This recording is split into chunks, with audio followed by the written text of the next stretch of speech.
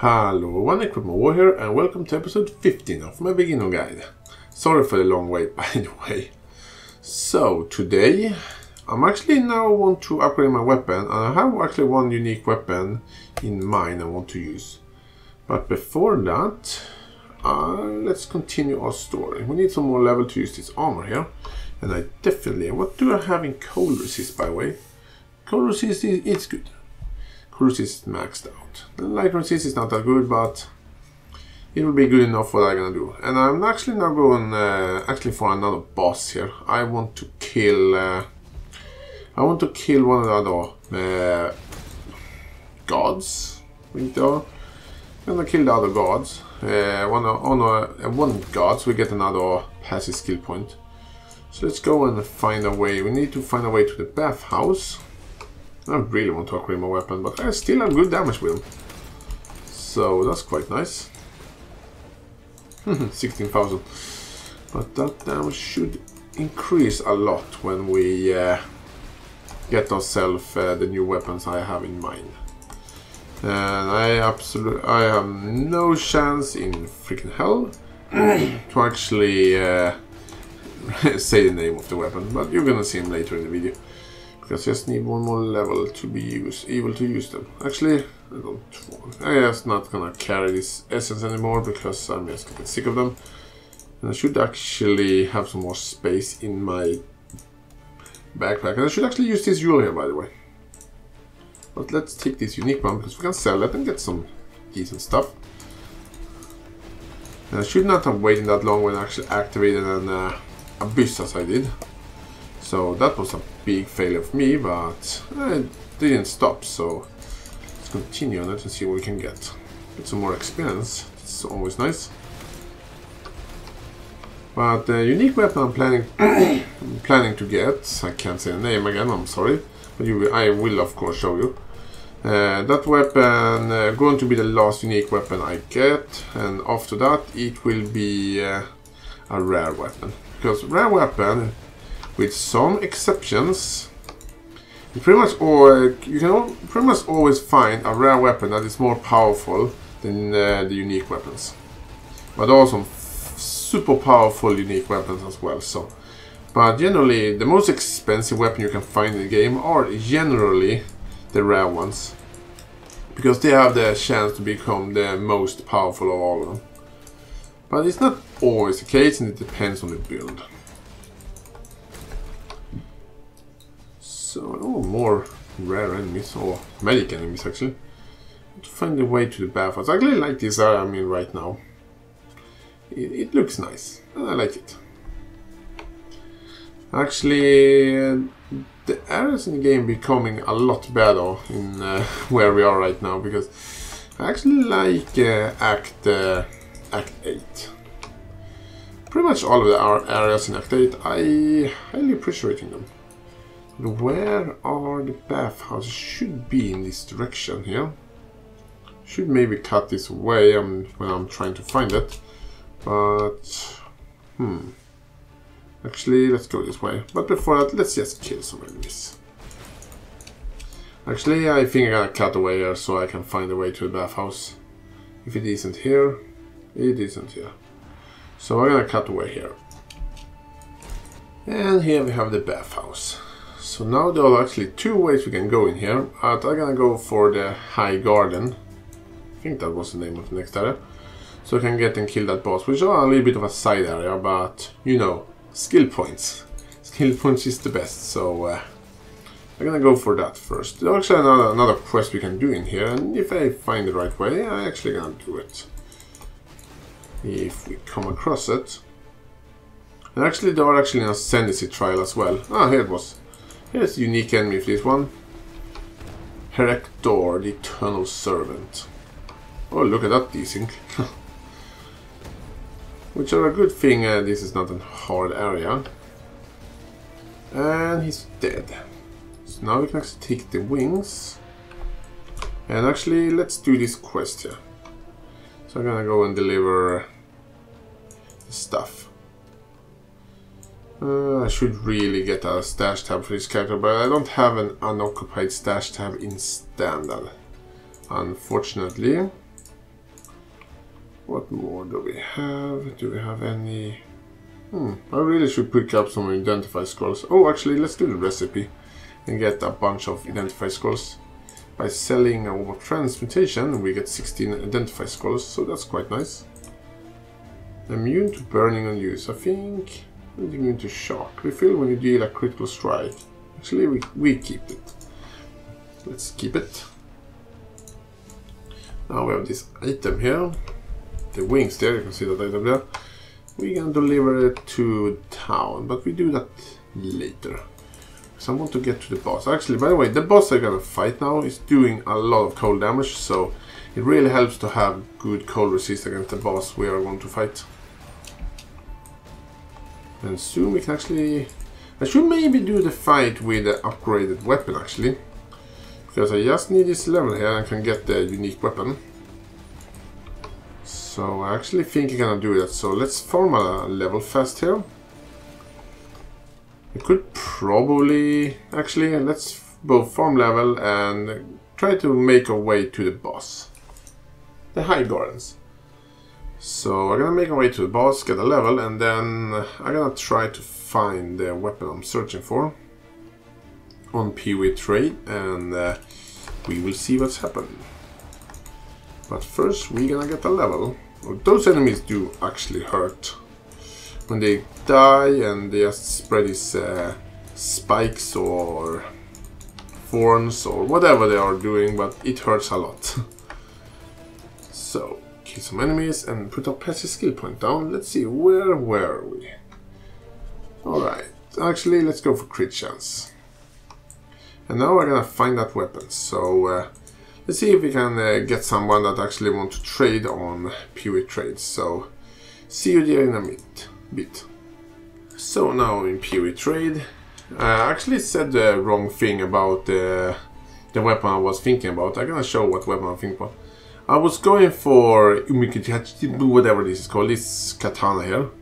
But it was one level higher, and I don't want to wait to get that level, so I'm gonna go for Impurity Edge, which actually I have been able to get for a fairly long time. It was a little bit stupid of me actually to go for this one earlier, but you can see how cheap it is. It costs like nothing.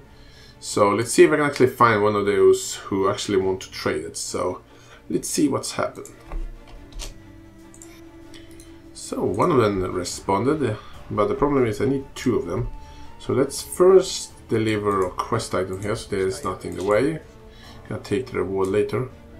And he wants... what was the name right now? It was... Harmora. He wants 3 alchemy orbs. We have 3 alchemy orbs with us, so let's go to his hideout and get ourselves 1 Impurity Edge. Level 92, that's quite impressive, my friend. Thank you, sir. Thank you for answering. Someone in standard actually answered. So let's go back into our portal and try to find another Impurity Edge. Or I think I actually maybe pronounced that wrong, but let's see if we can find another one. We actually find another one. So actually I'm gonna put my armor here temporarily. This one wants a chaos for it, so, but as luckily we actually do have some chaos. Come right here. Alright, you want to get me back to town. Actually, where are you? You are in Battle Scarred hideout, so let's go to his hideout then. Oh, we're getting somewhere. So let's do that, and now we get ourselves another Impurity Edge. I was actually contacting another person, but this one answered first, so I'm sorry guys, I'm sorry. But now we get 2 Impurity Edge, so let's do that. And that, and let's take a look at our damage. 10,000 damage without auras. So let's put our stuff in there and put our faster attacks with Welling Blades. We can Welling Blade faster. So 50% of our damage right now are now chaos damage. We have 15,000 damage. It's a little bit lower than other weapons, but this is more of a... Well, damage is going to be a little bit higher, because now we can do sustained damage, because the other weapon losing damage, they are losing damage when we're getting frenzy charges. Now we can see we have about 2,000 damage more than the other weapons. So that's quite nice. And now we do chaos damage. So we actually have more leech because okay, alright. 0.4% of our damage, well, together, will leech us life from our chaos damage. This is something. A little bit of leech helps. Especially against the boss we are gonna fight, which I'm a little bit scared of actually, because this boss is one of the harder bosses in the game. But I was scared of some other bosses as well, and it turns out not to be something to be scared about. So we will see what's happened.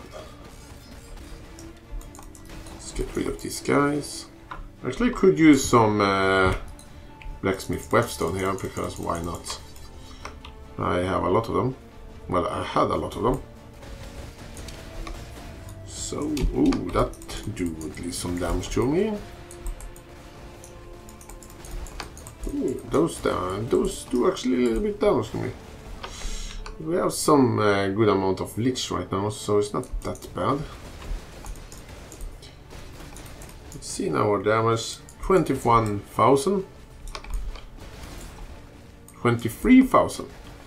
With our extra, well, what damage mitigation. I wonder what the damage will be if we take away very, very fast. Ancestral Call. Oh. Can't see it right now. Let's kill some enemies here and see what the damage are, just for fun. And here we have some more enemies. Come on, give me some frenzy charges now so we can see the damage. Now we have frenzy charges. And can we get some flask charges as well so we can... Alright, damage almost 30,000. That's quite good actually, I want to say. So I quite like that. That's actually really good damage. For this level at least. And for actually just using a 4-link setup. Man, I want my 5-link setup right now. But we will get in there. I just need 2 more levels. So here we have the boss. And by the way, I should actually... Ooh, that did some damage. Fast change that to main support instead. Oh, we're going to do some damage. 25,000. I don't want to get hit by those orbs right there. They will explode and do cold damage to you. Now we're summoning like 1,000,000 ads. They're not that dangerous, but when they die, they leave these cold... Well, no, they didn't actually. Those cold orbs that slowly falling around. I am not a fan of them. Ooh, that was a little bit swifty, or whatever you can call it. But so far it's actually going quite well. I don't like these cold orbs here because they do cold damage over time. And that is actually a lot of cold damage. So let's not let them gang up on me, and let's take our time and... Whoa! Oh, that was so close. Oh, don't get hit by that attack. That attack do like so much damage.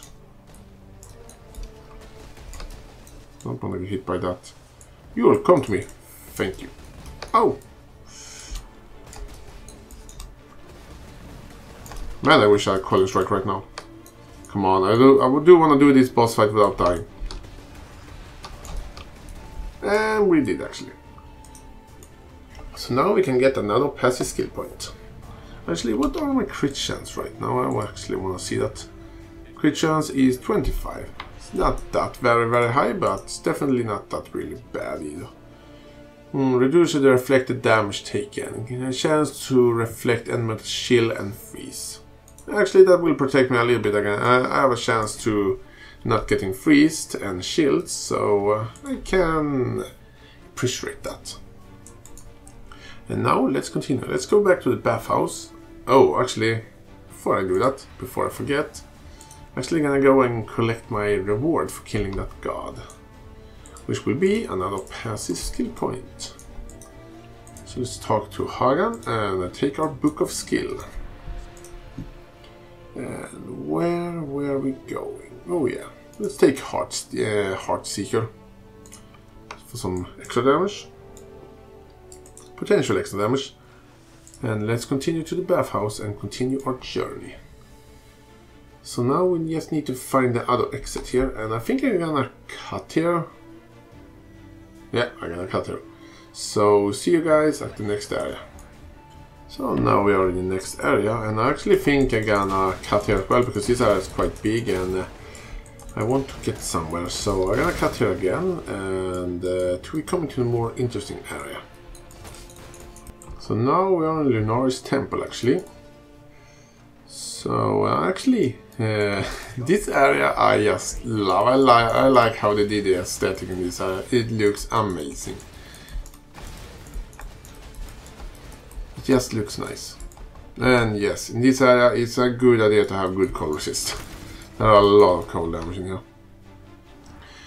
We need to go in actually later into Solaris Temple as well, because we need 2 orbs to be able to fight the last boss. So we have more things to do, but we are getting somewhere.